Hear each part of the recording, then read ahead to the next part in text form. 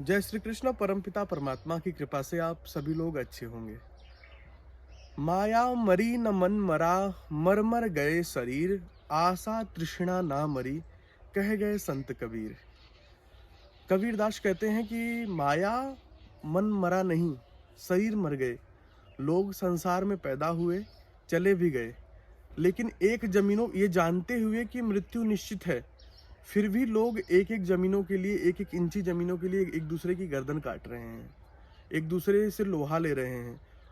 थोड़ी सी सहनशीलता, थोड़ा सा बर्दाश्त किसी के जीवन में बचा नहीं है।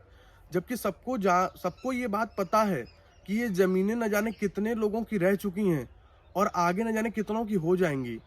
ये ज़मीनें किराए की तो हैं, जब तक हमारा जीवन है, तब तक इसकी रजिस्ट्री हमारे नाम है, उसके बाद फिर किसी और के नाम। आप जिस ज़मीन पर बैठे हुए हैं, जहाँ भी, आप कल्पना करके देखेंगे तो ये ज़मीनों का भोग न जाने कितने लोगों ने किया होगा और आगे भी न जाने कितने करेंगे। कोई ये ज़मीनें किसी की हैं नहीं। आज हम बैठे हुए हैं, आज हम इसे यूज़ कर रहे हैं, इस्तेमाल कर रहे हैं, आज ये हमारा घर है। आगे वो किसी और का घर हो जाएगा और 2-4 हज़ार साल बाद आप देखेंगे तो पता ही नहीं चलेगा कि वो किनकी ज़मीनें थीं। आज आप किसी से 3 पीढ़ियों का नाम पूछ लीजिए, वो 3 पीढ़ियों का नाम नहीं बता पाएँगे कि चौथी पीढ़ी कौन थे, किनकी ज़मीनें थी, किनकी रजिस्ट्री थी, किनका बैनामा था, किनका क्या था। लेकिन व्यक्ति इतना लाचार हो गया है अपने मन से कि वो छोटी-छोटी ज़मीनों के पीछे वो एक दूसरे की हत्या कर रहा है। जहाँ चीज़ों को समझना चाहिए, वहाँ कोई समझने को तैयार ही नहीं है। समझना क्या चाहिए? समझना अपने होश को चाहिए। जो लोग अपने शरीर को, अपने सुंदरता को, अपने इनमें उनमें मार-काट इन चीज़ों में लगे हुए, वो क्यों? क्योंकि शरीर का भोग करना चाहते हैं वो। और ये मूर्ख जानते ही नहीं हैं कि शरीर का भोग तो कभी संभव ही नहीं है। क्योंकि शरीर तो एक मिट्टी का टुकड़ा है, वो बन करके आपके अंदर खड़ा हो गया है। मिट्टियों ने अपना-अपना रूप धारण किया, कोई मिट्टी सुंदर हो गई, कोई मिट्टी नाखून बन गई, कोई मिट्टी बाल बन गई। मिट्टियों ने अपना रूप धारण करके शरीर बना लिया।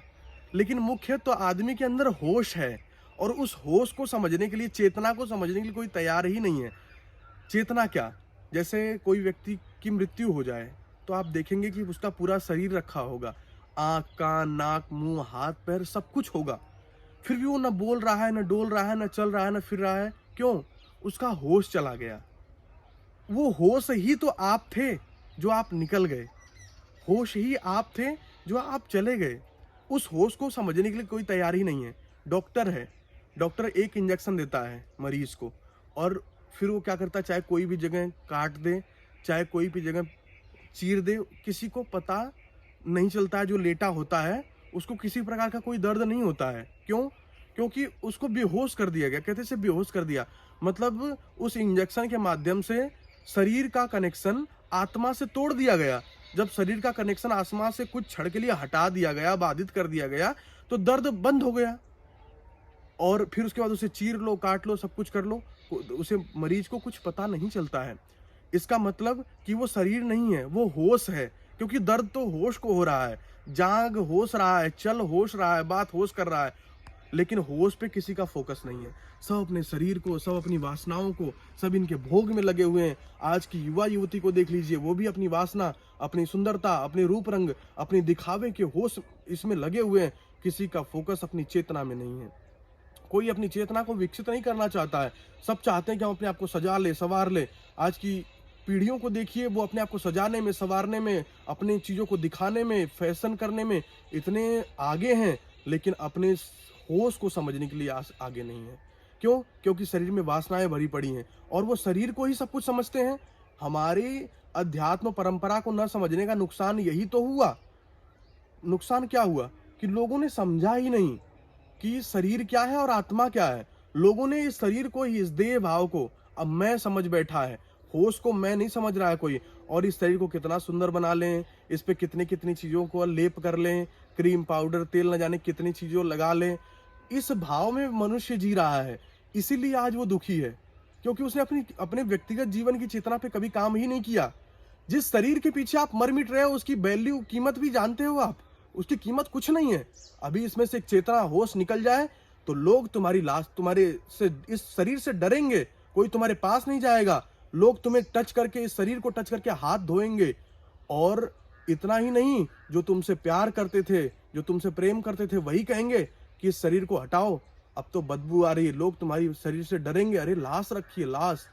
तो जिस शरीर से आप इतना प्रेम करते हैं, आपके परिजन प्रेम करते हैं, वो इसे छूना भी पसंद नहीं करेंगे। एक समय ऐसा आ जाएगा, ध्यान रखना। लेकिन जो आपके अंदर होश है, चेतना है, इससे आप जितना पवित्रता और पुण्यता कमा लोगे, दुनिया में उतने निखर जाओगे, दुनिया में उतने आगे बढ़ जाओगे।